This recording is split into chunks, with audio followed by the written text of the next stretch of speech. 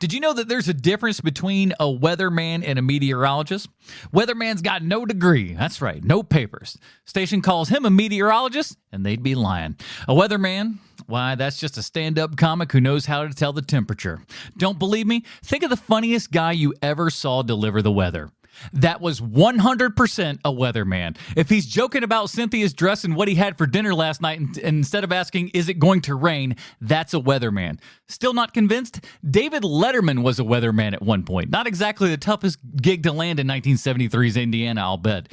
And believe me, I'll bet there'll be a hot time in the old house tonight if you even entertain the idea of calling a meteorologist a weatherman. That meteorologist will slap your face so hard you'll think a Cat 4 hit your uneducated ass. Welcome to Half-Ass Movie Podcast.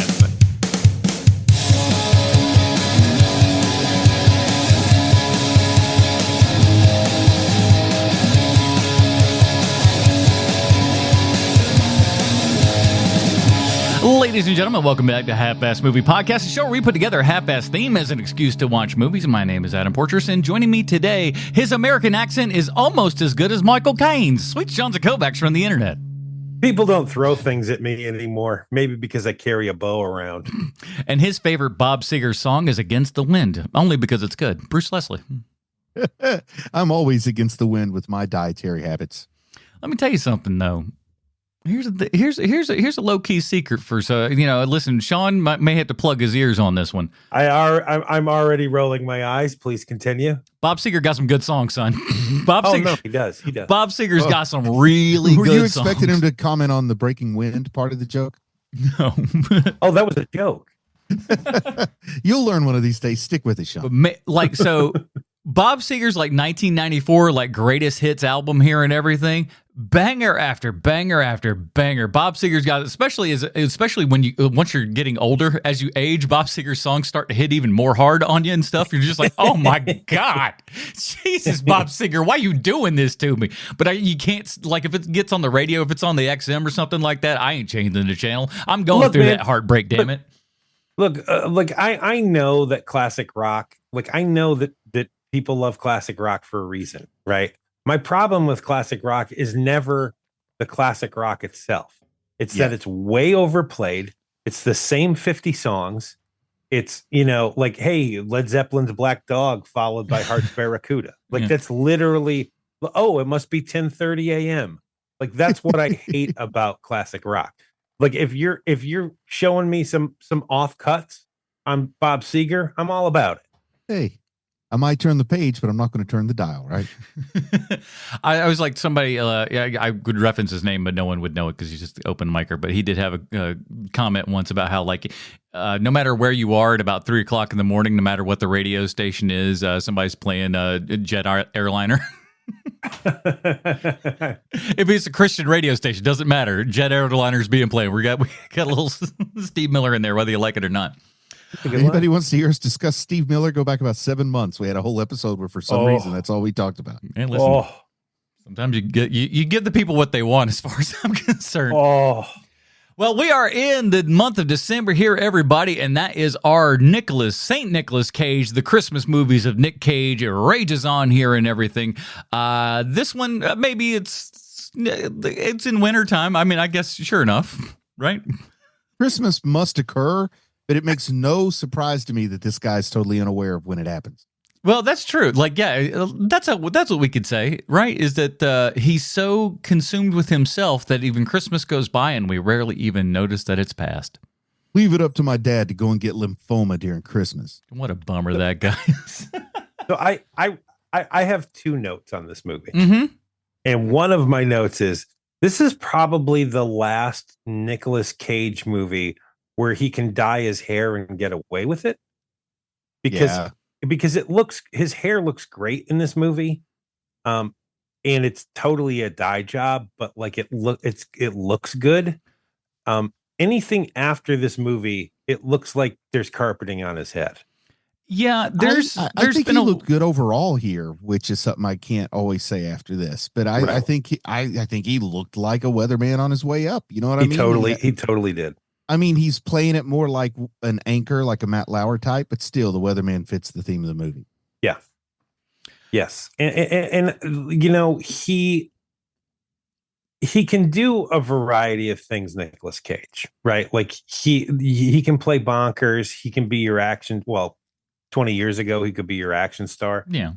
But like nothing works better than put upon Nicolas Cage. Like Nicolas Cage going through a rough patch. He's just terrific at that. I mean, look at the lineup of film. That's the magic in Leaving Las Vegas. I think that's his best, most applauded performance in that put upon Nicolas Cage role. But something I like about Leaving Las Vegas is he's put upon to a point that I don't think I'll ever be. Right. But man, this one's pretty close to home. Like this one borderlines being too good because it's like, well, crap, I might as well went to work if I want to watch this for 2 hours. What are you talking about? You're way more present with your family than this guy. Like way more.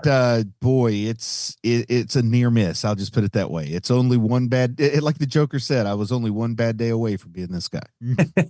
I say that about every time I see some like homeless guy. I'm like, man, a couple of different choices, and there I am. Well, we hope you all make the good choice to stick around here because we got a good one here for you. Before we get into all of it, we do say thank you to the people who support the show over at patreon.com/HMP. Those people get pre-show, post-show, Dinger Zone, a whole bunch of stuff. This week on our Dinger Zone episode, we're talking about our top 5. What do we call them again? Off the radar. Under the radar. I had to scroll all the way to the bottom, and I couldn't get there before I remembered exactly what the title And I'll was. tell you, if you're worried that all we're going to do is mention 15 Hallmark Christmas movies, well, that's don't just be worried. Bruce. That's just Bruce that does all those. He likes we only those. picked 13. And I have a list of 4 under the radar movies in one of the most famous movies of all time. I'm sorry about that, Go everyone. check it out, everybody. The best part is that like It's not like you came up with the idea, so I'll cut you some slack. On this one. yeah, that's true. He gave us a topic this week, so we have to we'll let him get away with murder at least once. So, I think you give us the topic most. I don't know. You two, I'd never give us the topic. How does that sound? Listen, we've seen what happens when we give you the topic, and God bless you, Bruce. We love you to death, but the topics sometimes, well, you never know. But top 5 movies with black people in them. I was like, what is that? What does it even mean? I wanted to do top 5 sequels without Russell Crowe the week I was out. Without Russell, but he appears in so many, though. That's the toughest part of all of it, really. So patreon.com/HMP. And if you're new to this show, thanks for joining, because chances are you might have come over from our YouTube channel because we have gotten a good many more subscribers over there. My popcorn video has done some pretty decent numbers and stuff like that. So I've been very pleased with that. And all the other kind of stuff I've been doing. I got my Christmas movie tier list out. I have a review of Jack Black's Dear Santa that is out on Paramount Plus. And I also did just quickly talked about Seven is coming out on IMAX in January, and I'm wow, really? Yeah. Should you see that in IMAX? Should you not? Check out my video over there on our YouTube channel. And I got some good stuff, because let me tell you, this next week, Tuesday, this coming Tuesday and stuff for physical media, unreal. December is unloading just a crap load of movies on us. And I'm gonna put a video out on the YouTube that shows you at least 3. I would be 4, but one of them's being delayed a couple of days, so it'll probably be a separate thing altogether. But 3 movies that couldn't be any more different than each other. So check that out. Links are in the show notes and everything. Let's get into it, gentlemen. Here's the IMDb plotline for The Weatherman. As we know, IMDb 100% correct in everything they say and or do. A Chicago weatherman separated from his wife and children debates whether professional and personal success are mutually exclusive. No, thank you. Here's one from Mystic 80. Mystic 80 writes it way better. Dave Spritz is a local weatherman in his hometown of Chicago, where his career is going well. While his personal life, his relationship with his perfectionist writer father, his neurotic ex-wife, and his now separated children is spiraling downward. Despite being loathed and loved by local masses, Dave is a guy who doesn't seem to have it all together, and he begins to feel it. An attractive job offer presents Dave with a major question: to pursue his career in New York City or remain at home with his family. Mystic 80 did a way better job than you, IMDb. That's pretty great. This is written by Steve Conrad. He would go on to write The Pursuit of Happiness, The Secret Life of Walter Mitty, Unfinished Business with Vince Vaughn, Wonder, that movie with the kid with the messed up face.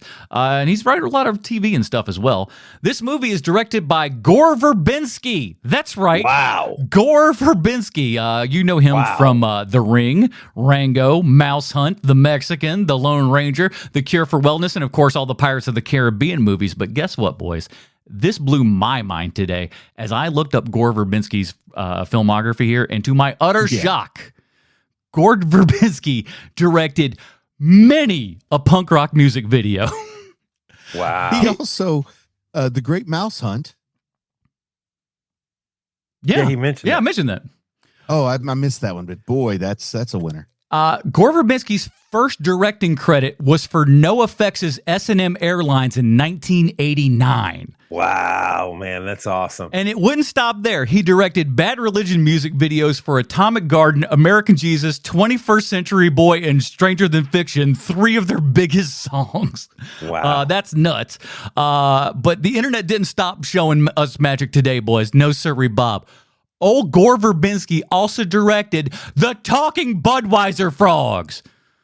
Budweiser, that was Gore. What a world That's we live amazing. in. Amazing. I had no idea. I was believe shocked. Gore's one of those names. If you got it, you're bound for greatness. My word, I was just like, I was blown away. I was like, he did the Budweiser ads? Get out of here, dude. So cool.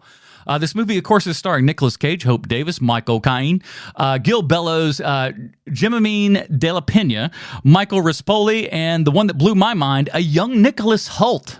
Yeah, man. When he came on screen at first, for a half a second, because you see his face for just a moment, and I'm just like, man, this kid looks like Nicholas Hoult, and I'm like, wait a minute, this math would probably add up, and I'm looking, I'm like, yeah, it 1,000% was him. That was the coolest part of this entire movie, is just seeing where this young child actor would end up going in a couple of years. Well, He would be an X-Man. Isn't he the boy in About a Boy with Hugh Grant? I think that's him. It may be. I think it is. Been a minute since I've seen that one. But it is fun seeing, because I watched this with Lindsay, and we're going back and forth, because we didn't know when it was shot, so we're like, how old is this movie, right? Because one, Nicolas Cage looking youthful. I don't know how young he is in this movie, but he's looking pretty damn good, as opposed to Nicolas Cage, the latter Nicolas Cage, where you're like, dude, it's time to let go of that hair dye and maybe take the piece off. I want to mention that real fast here, because this is, you mentioned something very important that has become a bugaboo for me over the last couple of years and stuff in movies, and I've mentioned it fairly often, is bad hair dye, especially with men. His hair looks really, really good here, and there are times and stuff where you can't, but they cheap out on it or something. I don't know what they're doing, especially these days. You see, even DiCaprio and stuff, who's I wouldn't imagine is full gray or anything, but you dye his hair a darker, brown or something for a role, and it's that doesn't look natural at all. Right. I don't understand why we're screwing it up these days. And there's that scene where he's in his car and he pulls out his phone, and it's a flip phone, and that was one of the moments where you're like, oh, okay. So I know it's pre-2010, right? Yeah, no iPhones in here, so you ain't, yeah. Just thinking of where my life was when I watched it, I would guess 2004. It's 2006, so you're dang off. close. No, but you're super close. And can I tell you a fast story about, because how I know the time here? Because I was working at Best Buy at the time, and we had some kind of, every now and then we would do some fun stuff, and we did like each other as employees and whatnot. So we would kind of, we went to the car bay there where you put all the stereos and stuff in, and we set up a little projector, and we played a couple of movies. I remember one of them was the 40-year-old version. The other one was, I think we started with The Weatherman or something for some reason. And I think by the time that the boobs came out, they were just all right, listen, we gotta, all right, let's put in another film. Yeah. Yeah, that's just one of those times where I could definitely pinpoint the year and stuff just on account of oh yeah, I remember that. So overall, because Bruce, you've never seen The Weatherman, right? No, I've seen it. Oh, you've seen it before. Yeah. So all three of us have seen this. Yes. Mm-hmm. What all did you remember from this movie? I remembered snow, a bow and arrow, and that's it. And I thought I remembered more laughs. I could that's two, and the third thing I had was that he was constantly getting shit thrown at him on the street. Yeah, I forgot that part. Those were the three that I remembered. You know what I really think I remember is specifically the trailer. I think the trailer was very omnipresent, at least for me at the time. I remember seeing it a lot. I remember a lot of the quotes and stuff. And within this time and stuff, while watching it, one of the lines that was very prominent in the trailer was one of the final lines of the movie, like resolution lines of why people don't mess with me. I carry a bow. It's like, that's a resolution line of the whole damn movie. And you're throwing it in the trailer. I'm like, oh, you know, if you don't know any better, whatever, but it's strange. Ooh, that's a great point because now they do that with every movie where you see a trailer and you just see the whole movie. So I'm wondering if this is the beginning of that 2006. It was certainly in play at that point. I will say that. Yeah. I didn't remember much. And so I remember thinking, I think I even said it on the show last week, like, oh, this is a good movie. Like, it's not a great movie, but it's good. And after watching it last night, I can tell you, I hate this movie with a blinding passion. Why? It's such a good time. That's why. This is one of those rare times where we really are lining up, Sean, because it seems like we're almost always at odds when we feel strongly about something. But I'm with you, and I was afraid to say it. I hate it. I hate this movie. I hate everything about it. I hate that he can't, like, really, dude, you can't figure out why your family has problems with you. Like, you really don't know why that is. Like, the character is stupid. He's written poorly. And it kind of ruins the whole movie for me. I do love how Michael Caine is playing his dad, like, terrible American accent aside. Woo! What I do like about it is that he's playing it the way that most bad fathers are in real life, which is dealing with your father with quiet horror, which is what is happening here. And you see that portrayed very rarely in movies where, like, oh, if I say the wrong thing, it's going to be a whole thing that's going to take 3 days to, like, you know, like all of that stuff. And that's what's happening with Nicolas Cage. And he has that moment too in the car where he puts the thing that's supposed to be the NBC morning show, and he puts it on the seat so his dad can see it and be proud of him. And his dad doesn't even bother looking at the piece of paper. And it's all of that stuff about this movie is the only good part of this movie to me, which is that, oh, you are literally showing what it is like to just want your dad's affection and acceptance, and you're not getting it. How did you feel about Michael Caine's turn there towards the end, where he actually gives him advice that makes him happy? I think that would never happen in real life, but it is a movie. So you have to do something.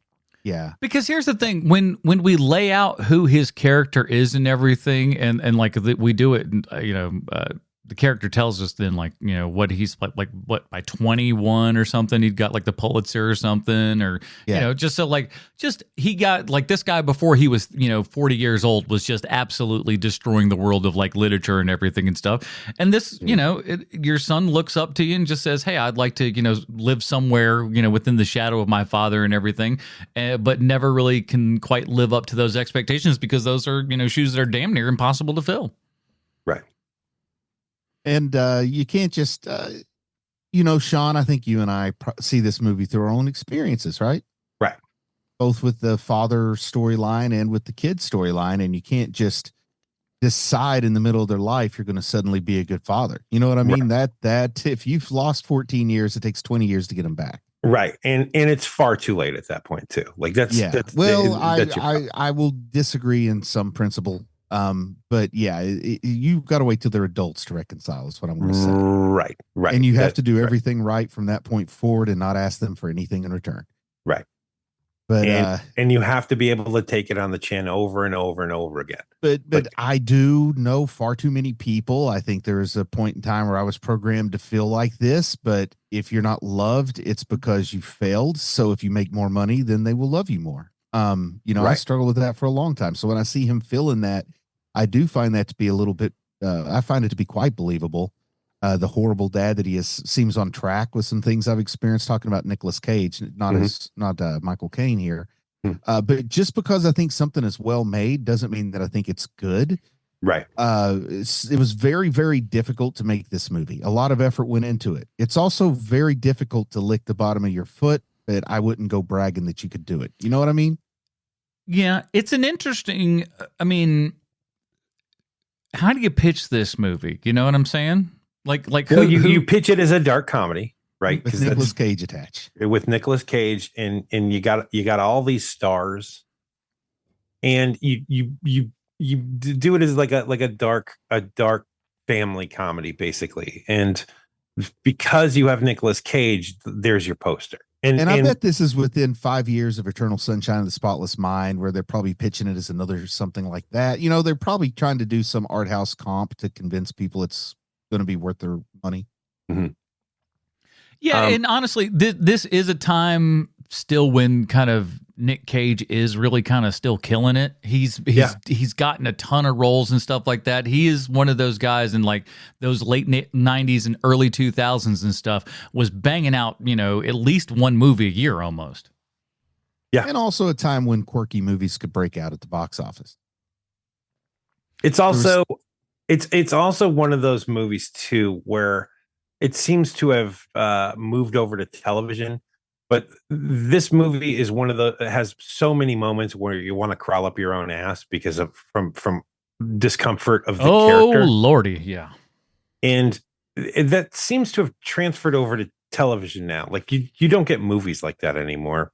And so just to see this movie and how many moments there are where you're just like, how much more of this am I going to have to endure? Is what it felt like. I feel like the person who wrote the script reached a point in his life when he said, I'm either going to kill myself or I'm going to put the most miserable person I can think of on paper. So he chose this in order to prolong his life, which I support. Yes. But boy, I feel his dissatisfaction with existence through every page of his script. Well, then his next screenplay is A Pursuit of Happiness. This guy kind of lives in this bad realm, if you will. Yeah. Yeah. I have a pretty good idea which meds he's on, so we'll continue then. I think that I'm remembering it like, oh, this is a well-written movie. Like, even if I don't agree, like, even if I'm not enjoying myself watching this movie, which that's not what this movie is for. This movie is not so you can enjoy your time. This is a movie for like, quiet reflection. I was about to say you're good. Yeah, this is a reflect on your own life through the lens of these characters kind of thing. And like, if I was within these particular things, how would I then apply it to my life? And I think in a lot of cases and stuff, when we see characters like the David Spritz character in this, you do kind of feel a little bit better about yourself because you're like, at least I'm not dumb enough to be doing stuff like that. I would remember, to bring the one thing home that what my wife yelled at me for. But at the same time, too, you can also see where something, that could go away. Was the Spritz name an homage to Larry Sprinkle? Because a sprinkle and a spritz are kind of the same thing. Yeah, listen, if I was Larry Sprinkle, I'd be rolling that theory around. I would imagine the guy who wrote the screenplay probably looked around to see how plausible it is that the weatherman's last name is Spritz. And when he saw Larry Sprinkle, he was like, yep, totally plausible.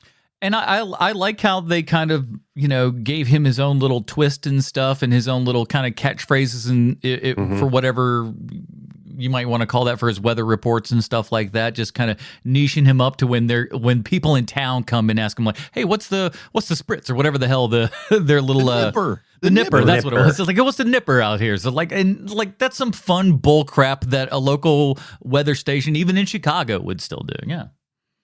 I remember we used to have our top 10 days. That's what our weatherman would do. And I swear there were 30 or 40 of them every year. We're counting down the top 10 days and we're starting at number 30. No, he would say, I declare today a top 10 day of the year, 72 and sunny. But there would be like so many top 10 days. There had to be more than 10. I don't think anybody called him out on his BS. No one's I was keeping making track and being people like, feel by, better. by like I March, threw they're an like, order nope. of Rally's fries at him once. He got the point. So here's where I took a lot of this movie and stuff from, is my experience in news. And because I love news movies and how they're portrayed, and I love seeing the stuff that's right. I love seeing the stuff that's wrong. And Give us a percentage of how much of this movie got the news part right.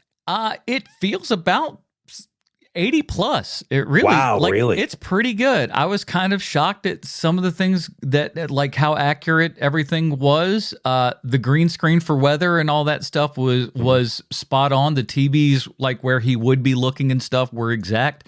I do like, they had like the lines on the floor where things were for appropriate, you kind of stand right about here. What I always liked was ones that have it's probably about like 8 inches or so off the ground, but it's kind of like not really a 2x4, but something along that kind of measurement, right? That just goes across the floor to kind of give them like 2 feet standing out from the green screen, so they're not standing up against it, because that never keys well and stuff like that. So I always like one of those where they're just like, hey, we're gonna help you out a little bit. You can't go past this thing and screw stuff up. So but again, him looking back into the camera, the reverse, showing him what he's looking at here and everything, his description of all that kind of stuff, it's all correct. The robotic camera, they were rocking the robotic cameras back in 2005, very much so and stuff, and that was certainly something that they would be showing off at that point, because everybody was starting to get them, and they were really, really proud of them at that point.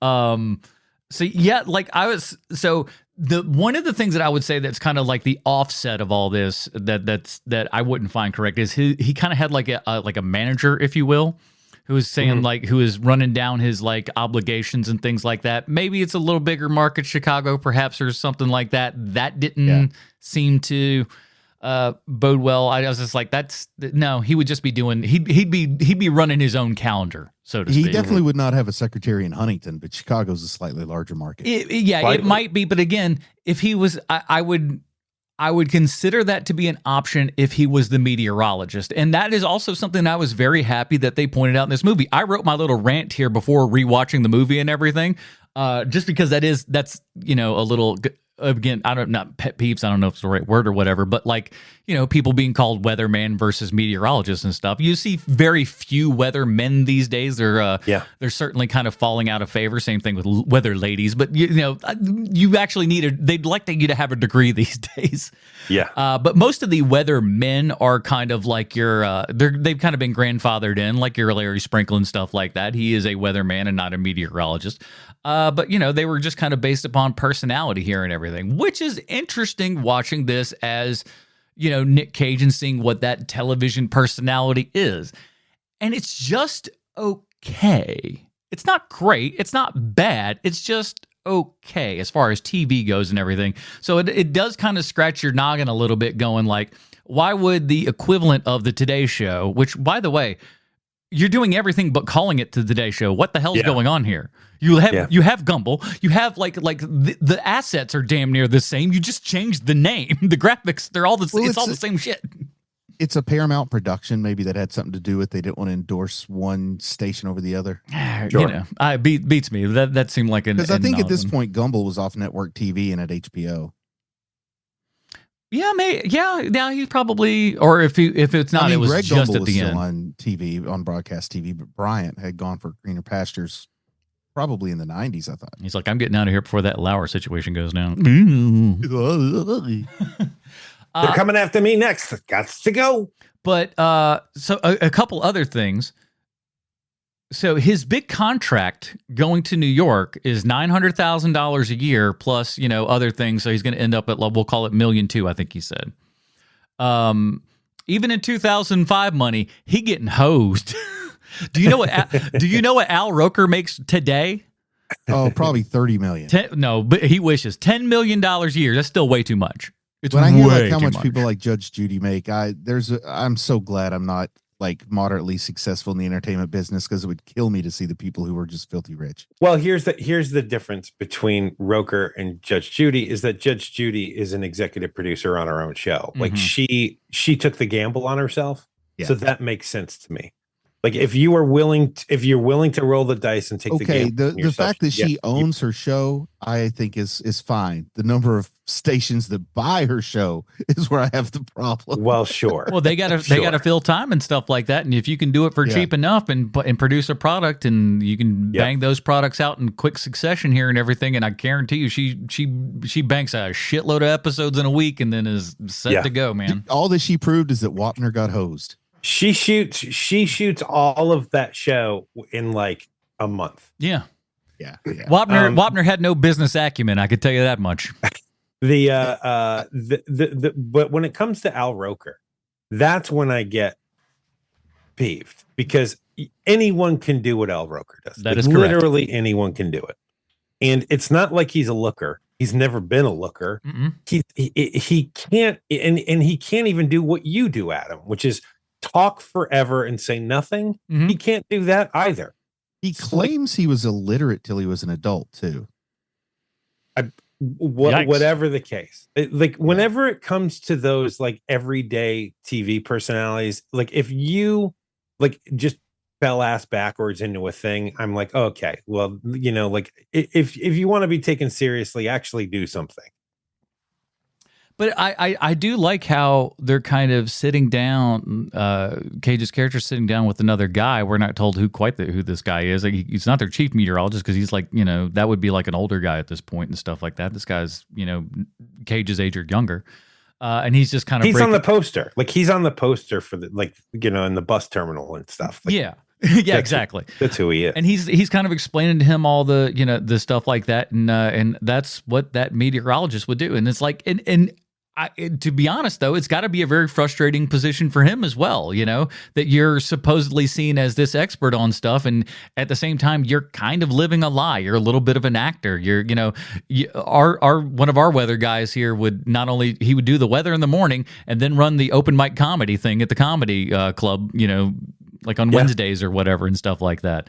But that's what a weatherman does. That's not what a media. Your Brad Panovich is not showing up because that's an educated man. Like, I worked with him as well. That dude, you walk it, like, you ask him that was always the best. You could just go up to that, like, as far as weather guys go, you could ask him. He just knew everything. It was just like, damn it, that's my weatherman right there. That boy is smart. Like, now, our local guys are my age or younger, and they call themselves meteorologists, so I assume that they are. You can't not. There's some serious still the ramifications. Two guys that I compete with to see who's going to get marching band gigs for public address.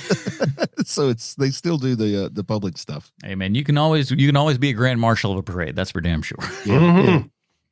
So let me tell you, I got a couple of stories of some weather things and my time in news, and I thought that these would just kind of be fun because I don't have often chances to tell these stories. So when I worked in news, local CBS station in Charlotte, we had a meteorologist at the time. He was a meteorologist. You wouldn't think so looking at him, because he was a pretty good looking dude. He was kind of like a surfer. His name was Chris Suchan. Great guy, very cool. But like, you would think like a frat dude knew weather. It was quite bizarre. But he was handsome as all get out. He was married, but like, he would have people call the station and stuff for him. Now, he would normally, because he was kind of like your third tier anchor there, or weatherman there and everything, he'd mostly kind of work your weekends, your overnight weekends and stuff like that. So about 3:00 in the morning, every now and then, we'd have some calls and stuff come in.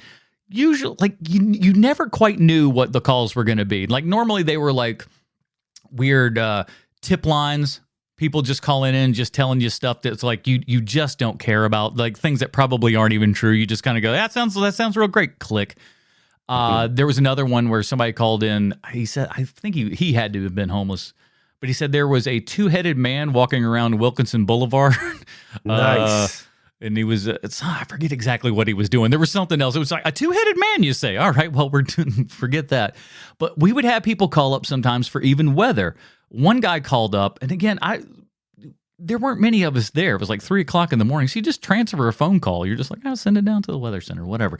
He picks it up, and like Chris would come out every now and then when we do that. And he'd be like, what the hell, guys? Thanks, what? He goes, why did you sit in that phone call? It's like, I don't know. They just said, can we talk to weather? And we just sent him to weather. He goes, he is on the phone with me asking, when is the vernal equinox? And I'm like, I don't fucking know. June 21st. He's like, why would these people? It's insane. Oh, that's a solstice, not an equinox. But March then 21st. But Chris had like a lady who would continue to kind of call. She was in love with him. She sounded like an elderly black lady. She sounded sweet, but not there at all. And she would call him Chris Snoochies because Nice. she could not say Suchan correctly. She did not put it together. Snoochie's there. Chris Snoochies there, but it's like, and every now and then we'd throw her back to him. He got so mad at one point where he was just like, I swear to God, you better, like, if she is just hang up on her. We're just like, we didn't know it was her that time. We swear. But it was just, the news is such a fascinating, weird little place. And oddly enough, I'm almost thinking about sticking my toes back in that thing. And this part of this movie made me kind of go, I don't know. There's part of that old bullshit that I like. Man. I don't want to be a meteorologist. Hell no. First, I would be a weatherman first and foremost because I ain't going back to school for nothing. But you also know I can bullshit in front of a green screen for a couple of minutes and talk about how a front's coming in or some nonsense. Yeah, but I know there will be a point where you will disagree with management about something and you will take it out on the air. What? Little old me? No. Come on. No, maybe. Oh man, it'll be a when YouTube you on sensation. camera. What are you thinking when you're going to be on camera? Like, what would you do? No. I'm not thinking about going on camera. Okay. I'm thinking about being behind the camera, going back I into see. news, essentially. Not as an on-air personality, unless Hollywood calls coming. But no, probably. I'd love to see you as the main anchor in Charlotte. Hey, listen. I'm not. Okay. Oh, God, I hate myself so With much. Adam Porter's. You'd have to change your last name. Adam Yeah, Porter. you would have to be Adam Porter. No chance The in hell. the news at 6, 7, 9, and 11 with Adam Porter. Really, you're offered a 6-figure salary. You're working very normal hours. You get your weekends off. Oh, I'm not saying I You're wouldn't not do changing this. your last name for that. No, Yes, you are. I probably would. But You totally would. But here's like I've changed mine for less. That's true. It's a distinctive one though, and I kind of you build a brand off of that one. It's kind of a crummy brand at this point, but it is what it is. Well, It's the thing Jonathan Krasniewski said. Yeah, it's hard to pronounce, and like if nationally, you probably could pull it off, but you're not pulling that off locally. No, yeah, I got to put in Adam my time Porter. as the porter. That's listen, listen. I'd like to make any kind of living right now, so yes, I will change. I will stoop and ruin the family I think name. You should make a point and say, if I get to change my last name, I get to change my first one too. I'm Laszlo Porter. Ooh, no one told me a first name change was an option as well. Well, What made you pull out Laszlo? It just seems like the thing I could pull out you would expect. the hello least. everyone. My name is Laszlo Porter, and this is the weather. You We had- got it. I'd watch that. Wouldn't you watch that, Sean? I totally would. Are you kidding me? 20 degrees below. Especially if you're talking like Winchell, like Walter Winchell on TV now. Man, that'd be great. This storm front looks bad. It looks like the temperatures are going to drop dramatically, but not as dramatically as the prices at Charlotte Kia this weekend. There's zero chance that if I was a weatherman, meteorologist, or whatever, especially around the Halloween stuff, I am getting the green out and putting that around me and being the bobbin head that's going around, the weather and stuff just like get that. one of those morph suits, man. Exactly. We're getting a more suit just popping out the head and stuff, and Nice. a blast. That's absolutely what I would do in that scenario. Nice. But I I want can to be get a with it. job on the local news just for the Halloween season because they're all so cheesy and campy, and I love it. It is. I just don't. I cannot see this national Good Morning America-esque show looking at this guy and going like, "That's our boy." And not Poor only Jack that, for him. giving him that because they make this long deal of like he's not returning the phone calls. It's like, guess what?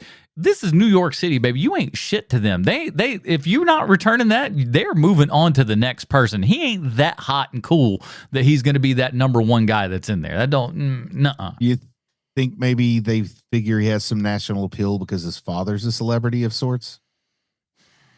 Well, I mean, It is different having a famous dad. That does make it different. Also, they played it up like in the interview, he acted like he didn't give a shit. And if I'm to believe the Facebook movie, that's how you get investors to be nuts for you. It's like you don't give a who. Hey, listen, we let Frank Sinatra's kid host the news, so who are to say? I'm not going to mention the person's name because or where I know them from, but they are a local celebrity, and they were in a spot where they were very well known locally, and they kept trying to make the jump to go national, and management team, the whole thing. And so when I ran into this person and I and started being on their show, they would say things like, you got to teach me how you got national. Like I've been trying to get national. This is No, you really don't. okay, because I thought it was, the old mill down at the water. No, it's not that. It sounds like it though. Yes, but I'm talking about somebody who's actually known. Like how much you get paid? How much you get paid? Oh, they're all of those questions all the time from that guy. Yes, but like this is somebody who's like actually honest to God, like locally, like famous. Like like walks down the street, people will say like walk up to him and be like, "Hey, blah blah blah blah blah," like that. So he's got all of the people in place. He can't crack nationally. He can't do it. And he and so after we were done, like I had done a spot on his show, and he pulls me aside, and all of the recording equipment is done and put away. And he's like, I think probably my biggest problem is that I'm gay, but I'm not publicly gay, and I think that might be a problem for me. Mm-hmm. And immediately I'm thinking to myself, I'm like, that can't be helping you, but it's because you're so boring. Like, he is such a boring person. And ladies and gentlemen, that's the true story of Anderson Cooper. He's so unbelievably boring. And right, exactly. Like Anderson Cooper is like the most out gay guy in the world. No one cares. Yeah. Of course, this was also like 20 years ago, so maybe it's a different story. But like I said to him, I was like, you either want different management or you need to figure out a different avenue to do it, because there's something, if you keep reaching the same block, then you need to find a different way to do it, because that's what happened to me, is that I kept wanting to do one thing, but it ended up being this other thing that got me there. And so you need to do the same. And he's like, oh, that's good advice. That's good advice. What could be my other thing? And I'm like, you're asking me, a damn near stranger? Like, I didn't say that to him, but it's like, you need to figure this out, man, because also Father Time was coming up on him fast. So I was like, man, like 2 words, animal companion. Maybe. I mean, just if he got him a pet gopher named Jethro, oh, ratings. If he had something to recommend him, like, oh, that's the guy with the dog. That's cool. But he didn't have that. Like, he had nothing. Like little Mickey Rourke dog. It never happened, man. Like, it never happened for him. And last I checked, he's still working in Charlotte. But it was like, wow, this is like. Is there anything else to say about the weatherman? I do. Yeah, I got a couple. So just one thing, like, just kind of get your guys' thought about this, and kind of I guess a lot of the crux of the movie and stuff is his kind of the taking back of his sanity was something that he can control, or at least at the very least aim, no pun intended there, just to kind of better oneself. I did like that portion because it was, I don't know, it makes sense in a lot of ways. I think a lot of people are like that. They kind of need some sort of, outside activity that they can kind of shut off all the other things and just kind of focus on this one thing and kind of continuously try to improve that, and then just be their driver for them. Yeah, it's a type of mindfulness, man. Having a hobby that means something to you, that helps you escape, that's a good thing, especially if there's a physical component. That's the part I've always been lacking in. But archery, I can imagine that being really a nice way to clear your head. And when you got a whole lot beaten down on you, you need ways to escape that aren't chemical sometimes. That's fun. That's a fun thought. Like, And golf takes way too long, but archery maybe. And I like the idea that, like, and this is true. These things do kind of happen and stuff when he goes to take his daughter to the lesson and everything. And then later on, he gets a lesson, but he gets it from another person. The other person that's giving him the lesson is far better at giving a lesson than the other guy. And like that kind of stuff happens where it's like you could get instruction from somebody on how to do things and you go, well, I don't like this, but they may have just been teaching you a way that doesn't really work for you. And so I thought that was very interesting as well. I've got a positive on this movie too, which is that I think that the girl, the actress who's playing his daughter in this movie is pretty great. Yeah. She's pretty great. Like you completely believe yes. you completely believe her in this movie. She's naturalistic. She feels like she looks and feels like a little kid of that age and stuff. And the little montage and whatnot where they're trying on clothes, they look like they're really having an honest to God good time. And I would put good odds on Nick Cage is actually probably pretty good with kids if I'm to venture a guess. He has the mind of one, so it makes That's sense. what I'm saying. Like he's got kind of a childlike wonder and everything to him, and he's got a successful kid and everything right now. But I love pyramids. He seems happy. The pictures I see of him with his son. Yeah. I don't know how many kids he has, but the son who's Asian. The one is that'll claim at least. Yeah. The pictures where he's walking. Did he name his son Jor-El? There's one kid named Jor-El. Yes. Yeah, that might be the one that I've seen pictures of him with. Years ago, I heard like him and his son did like a joint interview on Adam Carolla, and it was really good. It was a good conversation with all three. You wouldn't think, but sure enough, it was quite good. I did like the value though of having like that escape. I think archery is a great activity to pick to illustrate that in a movie that people instantly catch on to without even necessarily realizing that they're catching on. Yeah, I very much believe in the value of escapism. I really, really do. My childhood was not a happy one, so I learned lots of ways to escape. And archery ended up with a window through the neighbor or arrow through the neighbor's window, and me getting in trouble for something my dumb cousin did. But there were other things I did to escape too. Sure. But, you think he was playing with Rom Space Knight because he just loved Rom Space Knight? Yeah, exactly, man. I ROM'd the heck out of my ROM. I ROM'd everything in town. It had those red eyes that would light up for like 3 hours and the batteries would die, and my parents would never buy me more batteries, but I'd pretend they would still light up. And batteries are expensive. What are you talking about, especially then? Can't afford batteries because there's hardly any cigarettes in the house. The thing that I do have to say, because like although I hate this movie, and I really do hate this movie, to get back to the daughter for a second, like at least the movie has the balls to like, oh, my daughter is having a tough time in school, and she's not the hottest person in school like they usually want to do in movies, where like, oh, my daughter is a nerd, so she gets picked on constantly, and then the camera cuts to a picture of like a future Victoria's Secrets model with glasses on, and especially during this era, the early 2000s does this a lot. And so to have it be somebody who looks like just some normal girl, like in this role, having a tough time at school because she's a little bit overweight and she's a little bit, like keeps things inside, like that kid looks like somebody who could be picked on. And she's written so well because like when he asks her, about the insults and stuff, she just means like, oh, because like camels are like resourceful and smart and tough and stuff like that. And you're just like, oh, this poor sweet child doesn't even like, see how she's being denigrated right in front of her face. And it was like, it's just kind of a very real moment that, a sweet little kid would probably have. Just like, I don't know any better as far as I'm aware. You don't want to ruin it. Like you want to tell them it's an insult, but you also don't want to ruin the way they're dealing with it way better than you are. Yeah. Right. But they introduced her perfectly at the ballet class. Oh, yeah. Like with her standing in the window waving next to all the girls who are normally cast as daughters in these kind of movies. It's just the perfect introduction. And it tells you everything we're getting into, that someone is trying to force this girl into a mold that she just is not going to fit. Right. And the son with his drug counselor.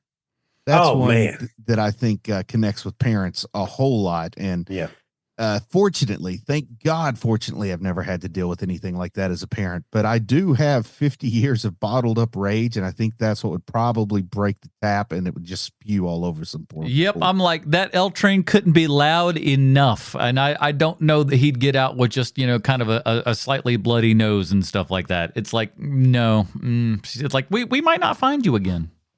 I love what he says too. Like that stuck with me. I remembered this from the first time, and he said, "He's just a kid. I know he looks older, but you got to remember he's just a kid," because you do have to say that to some adults, man. Yeah. It's crazy. Yeah, it's true. So let's ask the big question here, boys. Nick Cage, is he doing it in this movie? I think Nick Cage, if you don't mind for me going first, please, I'm going to say please. I think Nick Cage gives the perfect performance for this movie, but this isn't necessarily a movie that was ever made for me. But I think Nick Cage is getting it done. Could you replace him? Yeah, there's a bunch of indie actors. Ben you could Stiller. probably put. Ben Stiller might have done better. Yeah, I like that choice.